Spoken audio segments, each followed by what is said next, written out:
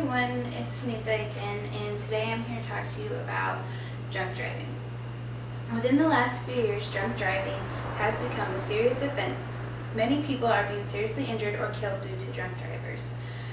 Police officers across the nation are cracking down on drunk drivers. However, there are still many out there. My purpose for this speech is to convince people to stop drinking and driving. If by the end of my speech I have convinced at least one more person to not get behind the wheel after a night of partying, then I have succeeded. My first piece that I want to talk to you about is a personal experience that I've had with drunk drivers. And it's very recent. A few weeks ago, my mom called me and let me know that a very close friend of our family's had been killed in a drunk driving accident. Him and his girlfriend were on a motorcycle with all their proper gear, helmet, everything, just out for an evening ride, and a man swerved into their lane, hit them head on, and they were both killed instantly. It was later found out that the man driving the other vehicle was intoxicated. Had that man had better judgment to not get behind the wheel that day, both Chris and his girlfriend would still be alive today. Many people have these stories to tell, and I think the more that you hear these stories, the more we can convince people to not drink and drive. The punishments for DUI vary from fines and a few nights in jail to being convicted of vehicular manslaughter. The man that killed my two friends will be charged with vehicular manslaughter and could be sentenced to life in prison if found guilty.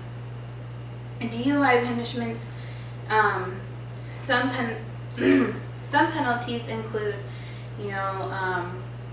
community services, taking alcohol awareness classes, but sometimes I feel like there's not one set strict punishment. One person can get pulled over by a cop, blow over the legal limit, and get a slap on the wrist. 2 nights later, he could go out and do the same thing and kill people.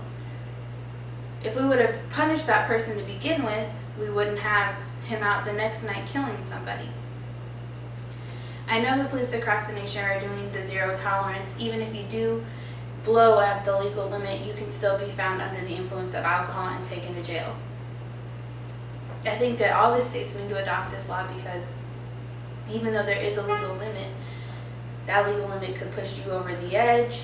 You could have it could take you to your head into a different extreme. Everybody's body is different, and the way that we consume alcohol is different.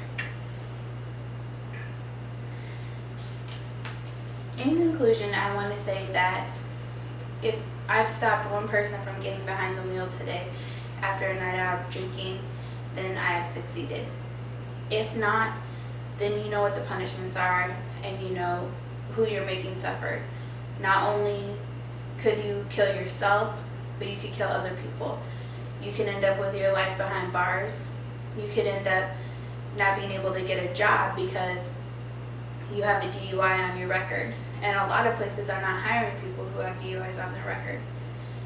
Your insurance can go up. You can be paying fines for the rest of your life. Either way, is it really worth that one extra drink for you to get behind the wheel? I don't think so.